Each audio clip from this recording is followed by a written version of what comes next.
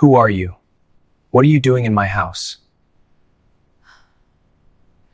The Vampire King had survived wars, betrayals, and centuries of blood-soaked nights.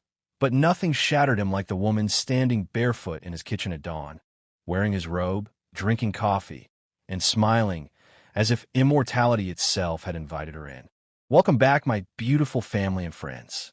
If you're hooked in and you're ready to enjoy this story, click subscribe and let me know in the comments where you're watching from, because tomorrow I will be giving you another story just as interesting as this one, and you don't want to miss it. Now, let us begin. Dasman knew the exact second his world slipped off its axis. It was not during a war council, not under a blood moon, not when blades had pierced his immortal flesh centuries ago. It was at 6:13 in the morning, sunlight creeping through bulletproof glass windows, when he stood frozen at the entrance of his kitchen and stared at a woman who should not exist in his life. A woman, in his kitchen, wearing his robe, drinking coffee like she had been doing it every morning since the dawn of time. The mug was his too, black, matte, custom-made with temperature lock runes etched into the base. Only vampires could safely drink from it when it held blood or anything enchanted. She was human, and she was using it. Dasman's long fingers tightened against the marble doorframe.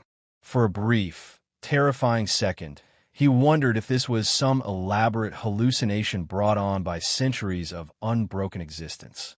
Maybe immortality finally snapped the mind. Maybe this was how ancient kings lost their sanity, imagining women in their kitchens who didn't scream when they saw monsters. But she was real, too real. She stood with one hip cocked against the counter, bare legs peeking from beneath the hem of his robe. The fabric swallowed her small frame, but clung in all the wrong places, cinched at the waist, sleeves rolled lazily. Her long brown hair fell down her back in loose, soft waves, messy in a way that suggested sleep, not fear. And the smell: coffee, vanilla creamer, cinnamon, human warmth, life. She turned slowly, as if sensing him without needing to look. Her eyes, warm brown, alert, unapologetic, met his glowing red ones. She blinked once, then took another sip. "Oh," she said calmly, like she just noticed a roommate standing there. "You're awake." The Vampire King of the Eastern Seaboard, feared across supernatural circles, ruler of covens from New York to Chicago, forgot how to breathe. For context, this never happened. Dasman's mansion sat hidden on the edge of a forested cliff outside Seattle, masked by cutting-edge technology and ancient spells woven together centuries ago. Motion sensors, blood wards, shadow guardians, and sigils older than the Constitution itself protected it. No human could enter without invitation. No vampire dared trespass without losing their head, literally. And yet here she was, alive, unafraid, comfortable. "Who are you?" Dasman demanded, his voice low, sharp, and carrying the echo of command that had broken armies. She lifted an eyebrow. "You brought me here," she replied easily. Silence crashed into the room. The espresso machine hummed. A bird chirped outside. Dasman felt something inside his skull twitch. "That," he said slowly, carefully, "is impossible." She shrugged and leaned back against the counter, unfazed by the towering, broad-shouldered immortal now fully facing her. Up close, Dasman was every inch the monster of legend, tall enough that his shadow swallowed her, built like a warrior sculpted by cruelty and time, pale skin contrasting sharply with his dark hair and crimson eyes. His presence alone usually made humans tremble. She didn't even step back. "That's funny," she said, lifting the mug again, "because I'm pretty sure impossible things don't make coffee this good." She took another sip, then raised the mug toward him in a mock toast. "Name's SHAXXY, by the way." SHAXXY. The name struck him wrong, like a spell mispronounced, like fate hiccuping. Dasman's memory unraveled backward. Last night, rain slicking the city streets, neon lights flashing outside an underground club known for attracting supernatural trouble, a rogue vampire feeding recklessly, the chase, the kill, teleporting home alone. Alone. He remembered every detail of his nights. He never fed without control, never brought humans home, Never slipped. And yet she had slept in his guest room. You should be screaming, he said suspiciously. She laughed. Not nervously. Not hysterically. A real laugh. Warm. Human. Please, SHAXXY replied. I've screamed at worse men than you. Also, if you were going to kill me, you would have done it already. You're giving serious confused statue vibes. Confused statue. Dasman clenched his jaw. This is my house. Yeah, I figured, she said, glancing around. Very expensive. Very dark. I don't own throw pillows. You need color. Maybe plants. I do not need plants. You definitely need plants. He stared at her, extending his senses. He scanned her aura for magic, possession, manipulation. Nothing. She was human. Fully, annoyingly human. Yet his power slid off her like water off glass. Impossible. So, SHAXXY continued, leaning her elbow on the counter. Are you always this quiet in the mornings? Or is today special? Dasman took a step closer. She tilted her head up to meet his gaze, unafraid. You are in grave danger, he said softly. She smiled. Cool. Then maybe explain why I woke up in your guest room instead of dead. Dasman had no answer. Only one horrifying realization settled deep into his immortal bones. The night itself had let her in, and whatever SHAXXY was, or whatever she carried, had just rewritten the rules of his existence. Dasman did not sleep the next night. This in itself was alarming. Vampires did not sleep the way humans did, but they entered long meditative rests, deep states where the mind sharpened and power replenished. For 400 years, Dasman had never missed one. Not during wars. Not during blood droughts. Not when entire covens had plotted his downfall. Yet as midnight crept over Seattle and the city lights flickered beneath the cliffside mansion, he stood on the balcony staring into the forest, fully awake, every sense coiled tight. Because SHAXXY was inside his house. Alive, breathing, laughing, and somehow still there. She had refused to leave. Not dramatically, not fearfully. She had simply said, I'll go after breakfast. Breakfast had turned into brunch. Brunch had turned into her sitting on his couch with her legs tucked under her, scrolling through her phone like his mansion was an Airbnb. Dasman had tried everything. He'd ordered her out, politely and impolitely. She'd smiled. He'd threatened her, carefully. She'd laughed. He'd attempted to summon a minor fear illusion, something that would make a human uneasy enough to flee. Nothing. Not a flinch. Now, hours later, she was wandering his house like she was cataloging it for fun. Why do you have so many rooms? SHAXXY's voice echoed down the hall. Do vampires have secret hobbies? Like pottery? Or taxidermy? I am immortal royalty, Dasman snapped, following her. I require space. For what? She asked, peeking into a locked door. Brooding. He ignored her and focused instead on the pounding in his skull. Her presence disrupted everything. The wards around the mansion flickered, not enough to fail, but enough to notice. The shadows obeyed him less when she was near. His senses dulled and sharpened at the same time, like reality couldn't decide how to react to her. Worst of all, he could smell her. Not blood. He would have reacted violently to that. Something else. Warmth. Life. Rain and citrus and something faintly sweet. You keep staring at me like I'm about to explode, SHAXXY said suddenly, stopping and turning to face him. Dasman halted, realizing she was right. His red eyes locked onto hers, glowing faintly in the dim hallway. You are an anomaly, he said. Rude. You bypassed my defenses.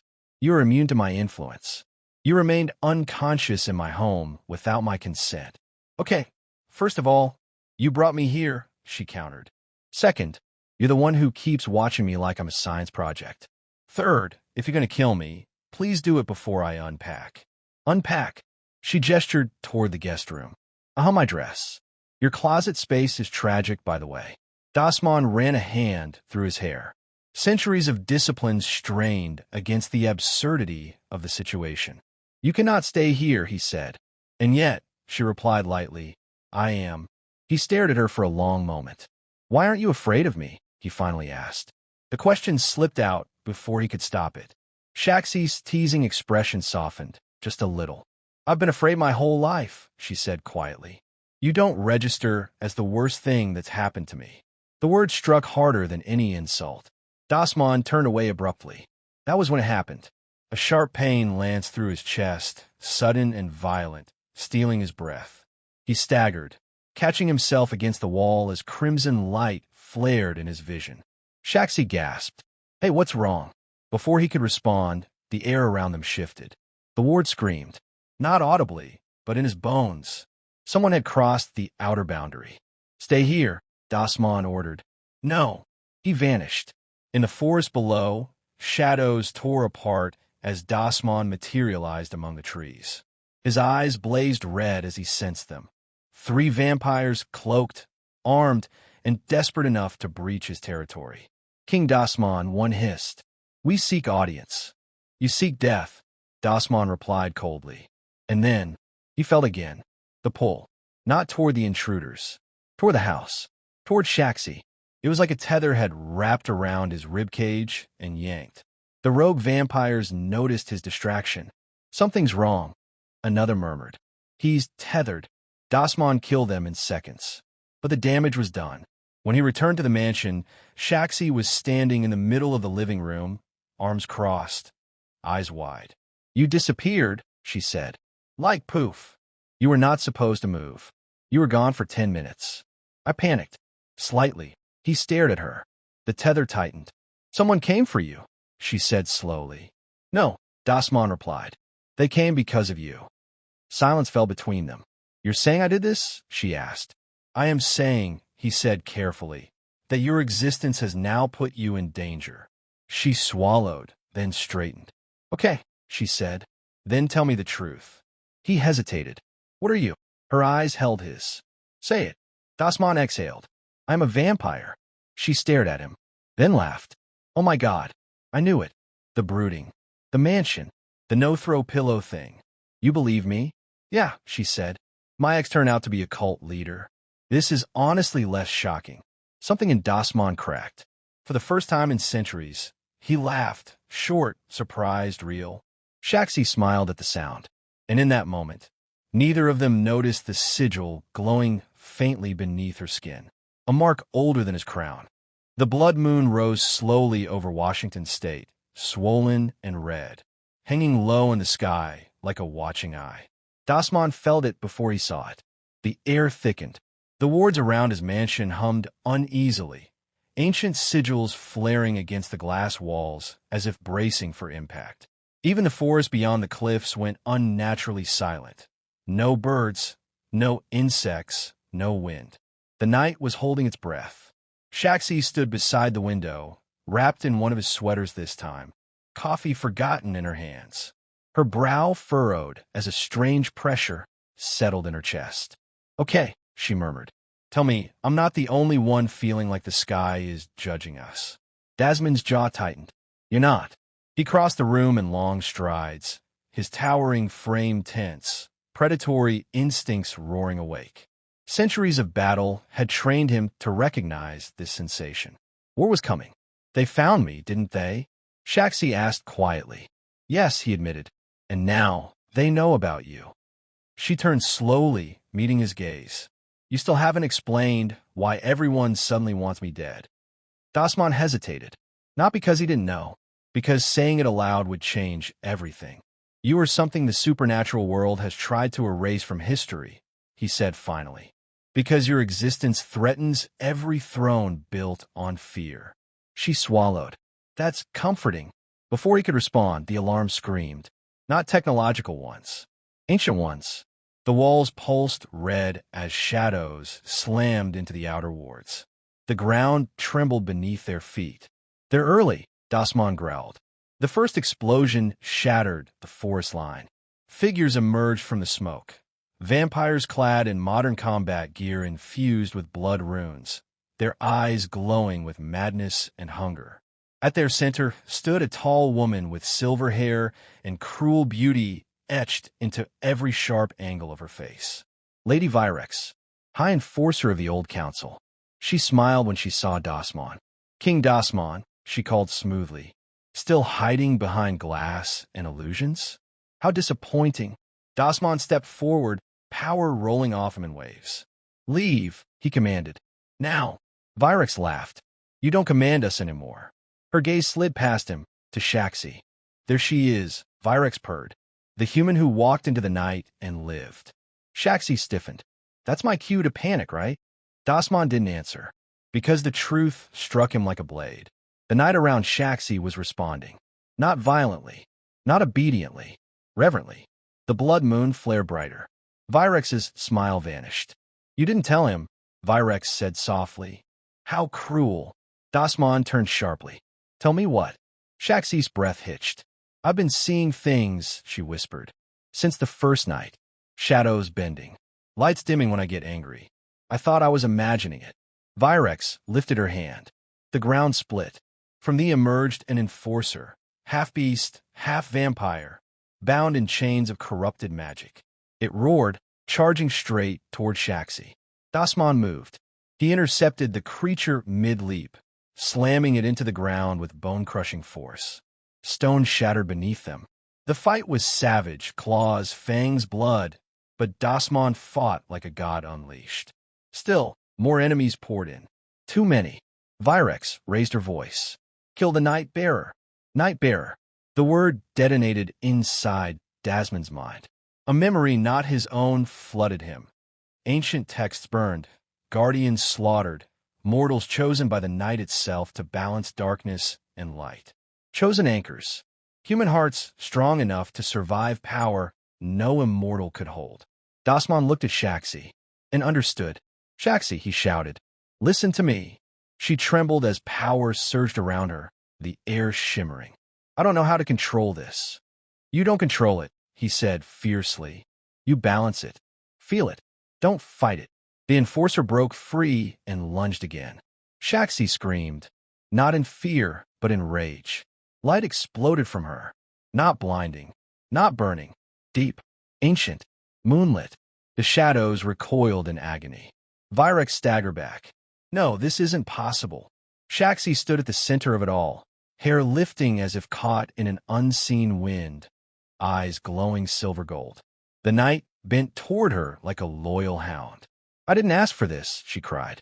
The power answered anyway. Dasmon finished the fight. He moved faster than sound, ending threats with lethal precision. When the last enemy fell, the forest lay silent again, cratered, broken, steaming. Virex lay dying. She laughed weakly. "You think you've won?" Dasmon stood over her. "You're done." "No," she rasped, staring at SHAXXY. "You just crowned her." With that, she turned to ash. The blood moon faded. SHAXXY collapsed.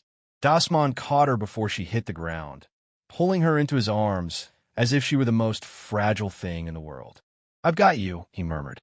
"You're safe." Hours later, dawn painted the sky soft gold. SHAXXY woke on the couch, wrapped in blankets, sunlight filtering through reinforced glass. Dasmon sat nearby, watching her like he feared she'd disappear. "So," she said hoarsely, "am I still human?" "Yes," he replied, "but you're also something more." She sighed. "Figures." He hesitated, then spoke carefully. "The nightbearer is a bridge. You will age slowly. You will never belong fully to darkness or light." She looked at him. "And you?" "I belong wherever you stand." Silence stretched. Then she smiled. "You know," she said, "for a vampire king, you're terrible at small talk." He chuckled softly. Days passed. The mansion changed. Plants appeared. Color bloomed. SHAXXY learned. Dasmon protected. Together, they rebuilt balance in a city that would never know how close it came to destruction. One night, standing on the cliff, SHAXXY slipped her hand into his. "You froze the first time you saw me," she teased. "I had never been surprised before," he admitted. "Regret it." He kissed her slowly, deeply, sealing a bond older than crowns. Never. And somewhere in the night, the world exhaled, because the vampire king had found his equal, and the girl who drank coffee in his robe had become the balance that saved them all. If you were SHAXXY, would you have stayed? Or run? She walked into the vampire king's house by fate, not fear, and chose love over the unknown. Would you have done the same if the night itself chose you? Comment below. Do you think SHAXXY was destined to become the nightbearer? Or did Desmond's love change fate? Should their story continue into a darker sequel?